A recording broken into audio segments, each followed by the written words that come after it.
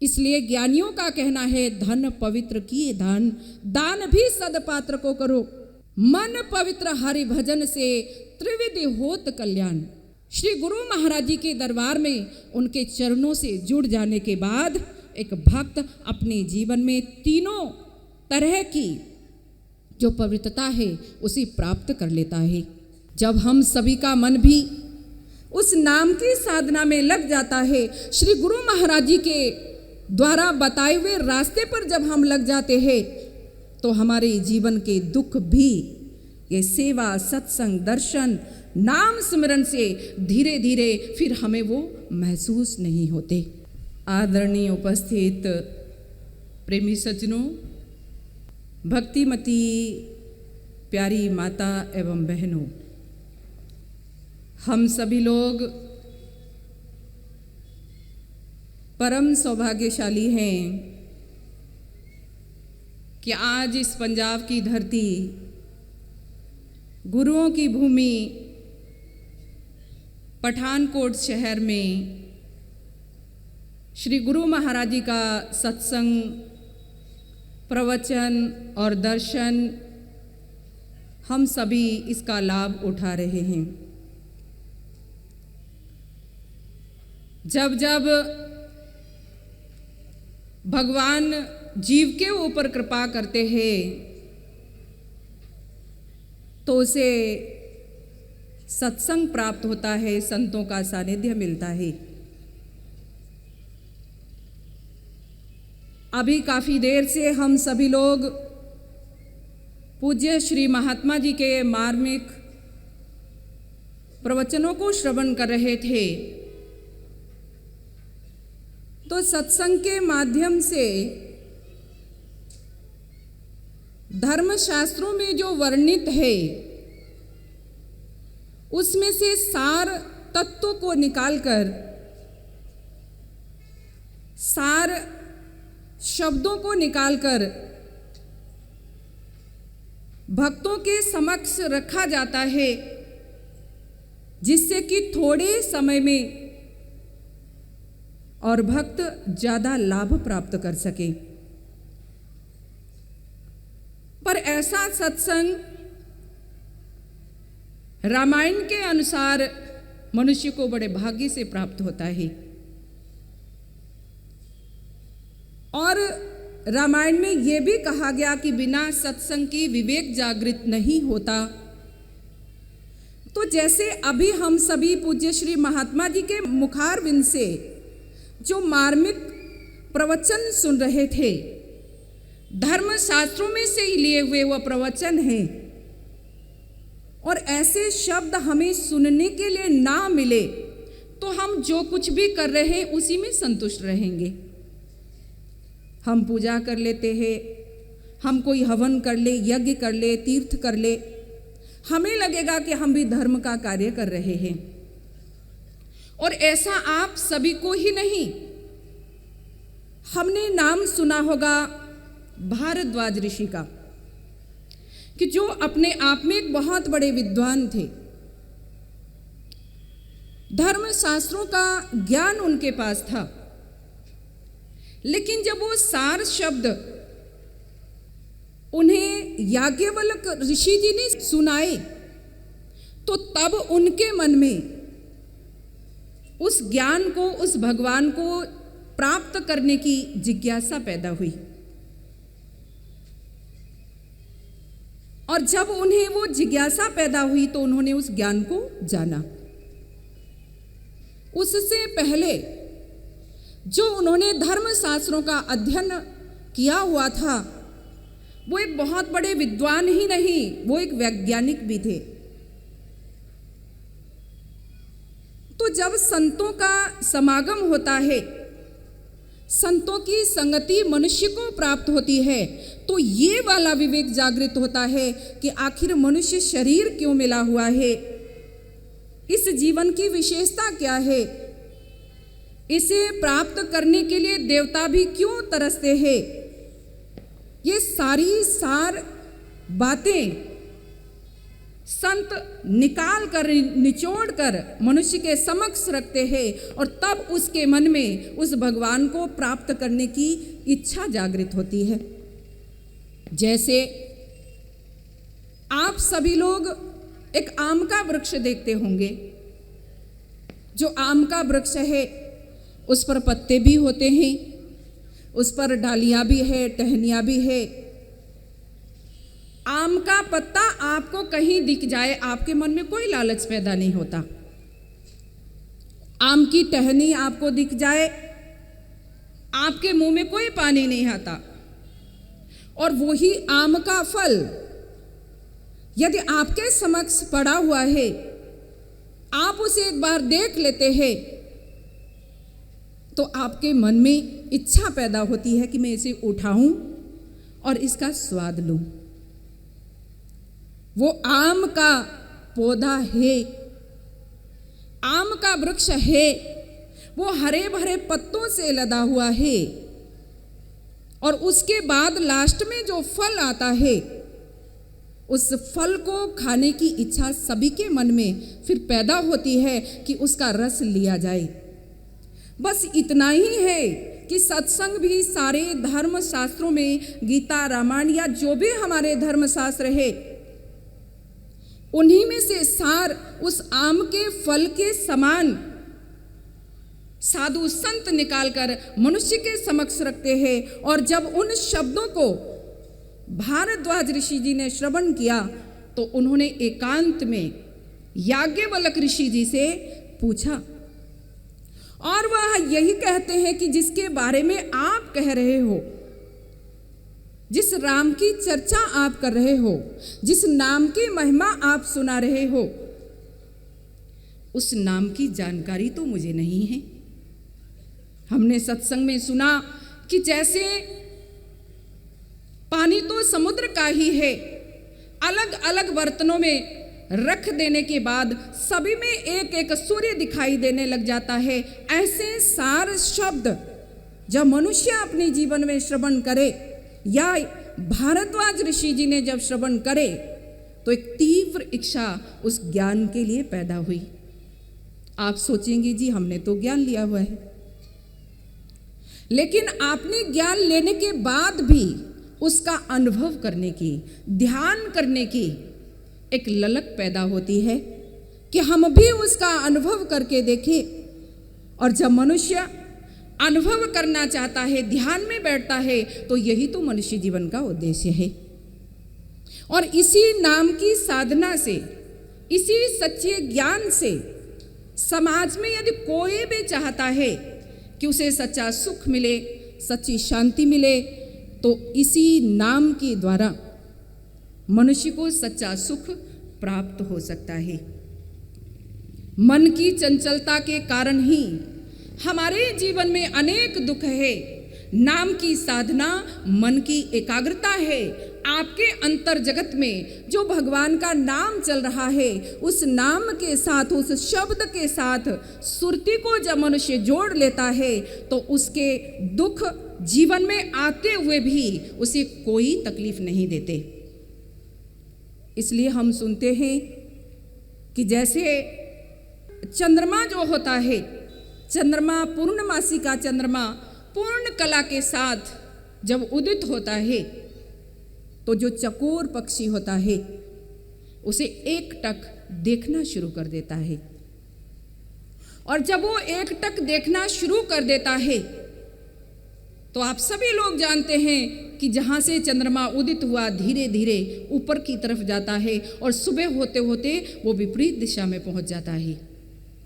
पर चकोर पक्षी उसको देखते देखते उसकी गर्दन टूट जाती है, पर वो अपना चित्त, अपना ध्यान वहाँ से नहीं हटाता। और यदि उसे दर्द महसूस हो तो फिर वो अपनी गर्दन को मोड़ ले, लेकिन क्योंकि मन जब एक जगह टिक जाता है तो दर्द महसूस नहीं होता। जब हम सभी का मन भी उस नाम की साधना में लग जाता है, श्री गुरु महाराज जी के द्वारा बताए हुए रास्ते पर जब हम लग जाते हैं तो हमारे जीवन के दुख भी ये सेवा, सत्संग, दर्शन, नाम स्मरण से धीरे धीरे फिर हमें वो महसूस नहीं होते। इसलिए हमारे संतों ने कहा, कोई दाग ना ओ नानो रब्बा लगेया, जिन्हाने तेरा नाम जपया। कोई दाग ना ओ नानो रब्बा लगेया, जिन्हाने तेरा नाम जपया। कोई दाग ना ओ नानो रब्बा लगेया, जिन्हाने तेरा नाम जपया। आओ ना किसे दा सहारा नहीं ओ लबेया, जिन्हाने तेरा नाम जपया। आओ ना किसे दा सहारा नहीं ओ लबेया, जिन्हाने तेरा नाम जपया। कोई दाग ना ओ नानो रब्बा लगेया, जिन्हाने तेरा नाम जपया। कोई दाग ना ओ नानो रब्बा लगेया, जिन्हाने तेरा नाम जपया। आत्मा दा ज्ञान वो आत्मा ही जान दी, आत्मा दा ज्ञान ओ आत्मा ही जान दी। सच्चा नाम लेके चले मन दिन मर्जी, सच्चा नाम लेके चला मन दिन मर्जी। पंजा चोरा ने भी नाम अपना लिया, जदों दा नाम बीज बीजिया। पंजा चोरा ने भी नाम अपना लिया, जदों दा नाम बीज बीजिया। कोई दाग ना ओ नानो रब्बा लगेया, जिन्हाने तेरा नाम जपया। कोई दाग ना ओ नानो रब्बा लगेया, जिन्हाने तेरा नाम जपया। नो किसे दा सहारा नहीं ओ लबेया, जिन्हाने तेरा नाम जपया। ओ ना किसे दा सहारा नहीं ओ लबेया, जिन्हाने तेरा नाम जपया। तेरे अंदर अनहद वाणी, तेरे अंदर अनहद वाणी। जिसनु सुन के तू बन जा ज्ञानी, जिसनु सुन के तू बन जा ज्ञानी। जेड़ा हंस दे दवारे उते आ गया, उन्हानू जग सुना लगया। जेड़ा हंस दे दवारे उते आ गया, उन्हानू जग सुना लगया। कोई दाग ना ओ नानो रब्बा लगया, जिन्हाने तेरा नाम जपया। कोई दाग ना ओ नानो रब्बा लगया, जिन्हाने तेरा नाम जपया। ओ ना किसे दा सहारा नहीं ओ लबेया, जिन्हाने तेरा नाम जपया। ओ ना किसे दा सहारा नहीं ओ लबेया, जिन्हाने तेरा नाम जपया। बोलिए श्री सद्गुरुदेव महाराज की जय। तो हम सभी लोग श्रवण कर रहे थे, कोई दाग ना उन्हानू रब्बा लगया, जिन्हाने तेरा नाम जपया। जिन भक्तों ने उस नाम की साधना की, तो दुख आते रहे और दुख जाते रहे। दुख का कोई दाग उनके जीवन में नहीं लगा, उन्हें छू नहीं पाया। उन्हें किसी दा सहारा नहीं लभ्या। फिर उन्होंने संसार के और अनेक सहारों की आवश्यकता नहीं समझी, लेकिन ज्ञान सच्चा नाम लेके चले मन दी ना मर्जी। अभी पूज्य श्री महात्मा जी भी सुना रहे थे कि गुरुमुख, जिसका मुख गुरु महाराज जी की आज्ञा को, जिसकी नजरें गुरु महाराज जी की आज्ञा को सिरोधार कर लेती हैं, जो हर पल उस नाम की साधना करते हैं, तो फिर उनके जीवन में दुखों का कोई भी जो है प्रभाव नहीं पड़ता। ये नहीं है कि आप ज्ञान ले लेंगे तो दुख नहीं आएगा। दुख तो अनेक भक्तों के जीवन में आया। भाई मीरा ने भक्ति की तो दुख तो आया, लेकिन मीरा ने अपनी जीवनी में कहीं नहीं लिखा है कि मैं बहुत परेशान हूं। प्रहलाद के जीवन में दुख आया, लेकिन नाम के सहारे उसे पता नहीं चला, क्योंकि दुख और सुख का एहसास करने वाला हमारा मन ही है।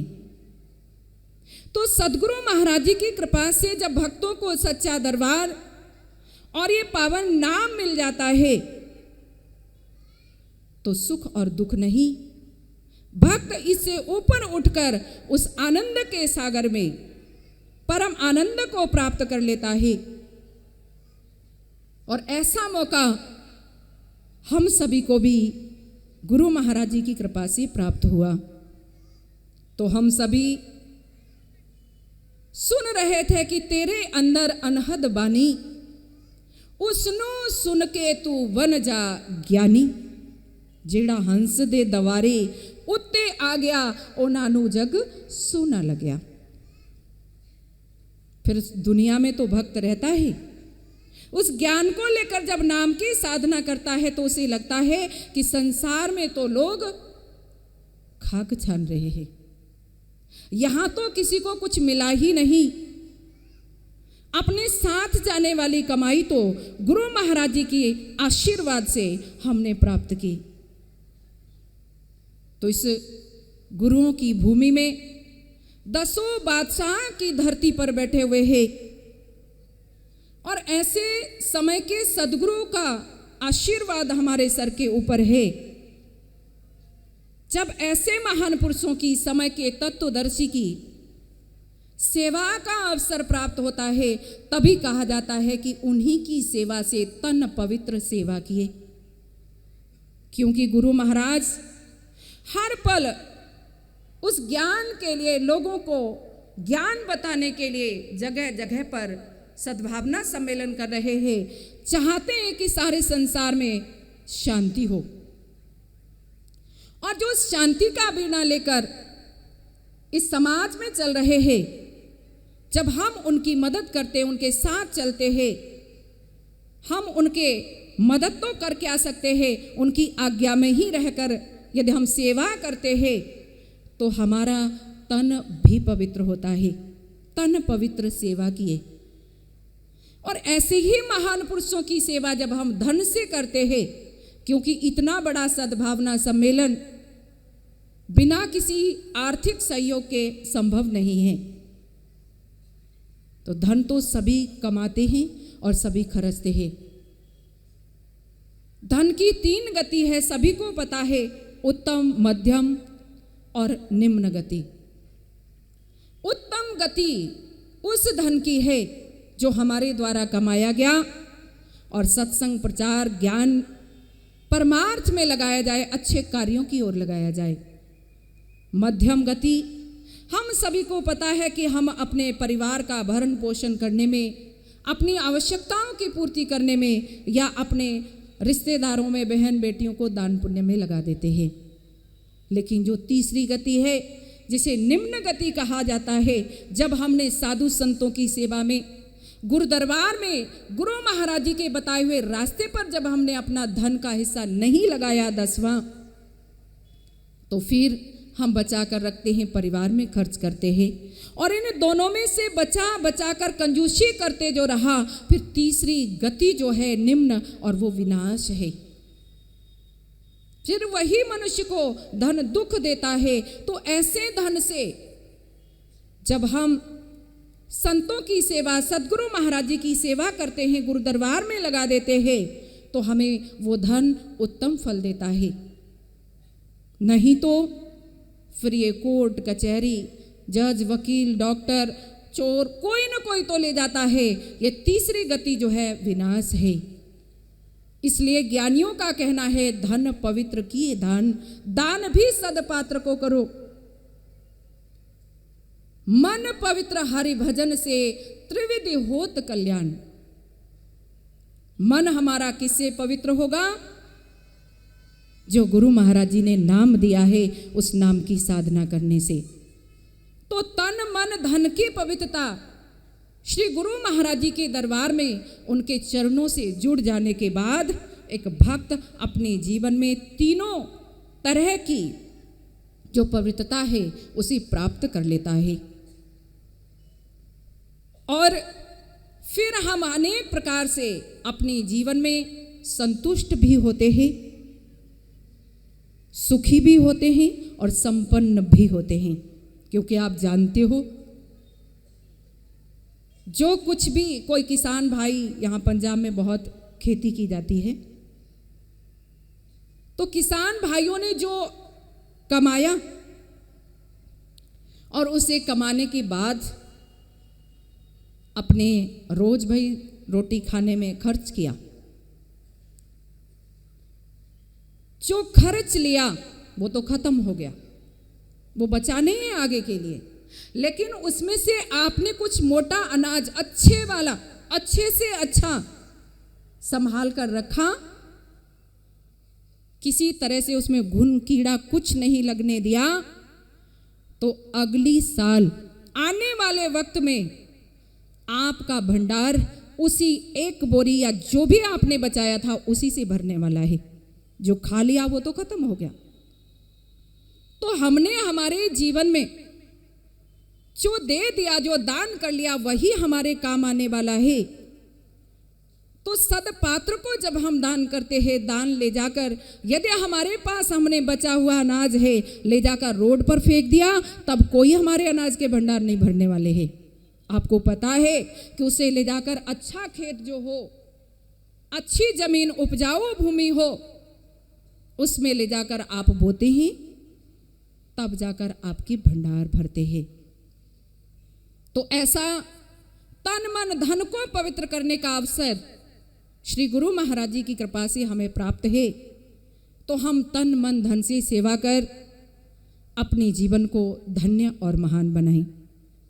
मन बार बार स्मरण में लगाने की कोशिश करे और इस मन को समझाए, मन वे भजन कर गोविंद दामन वे भजन कर, मन वे भजन कर गोविंद दामन वे भजन कर गोविंद दामन, तेरा गोविंद असल ठिकाना भजन कर गोविंद दाम, तेरा गोविंद असल ठिकाना भजन कर गोविंद दाम, मन वे भजन कर गोविंद दाम, मन वे भजन कर गोविंद दाम, मन वे तू नाम दा व्यापार कर ले, मन वे तू नाम दा व्यापार कर ले, मन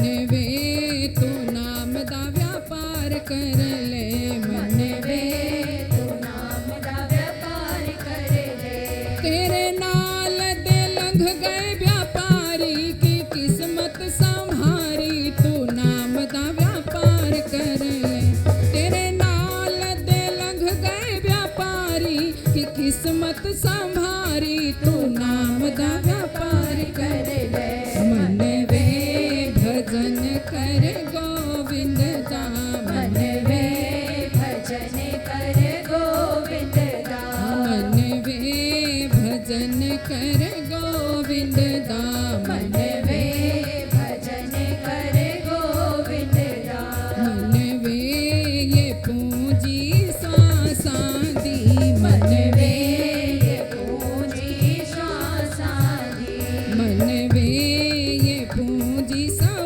साधी मन वे ये पूंजी सवा सादी इन लाल गुरा दे लेखे की दुनिया देखे ये पूंजी सवा साधी इन लाल गुरा दे लेखे की दुनिया देखे ये पूंजी सवा साधी मन वे भजन कर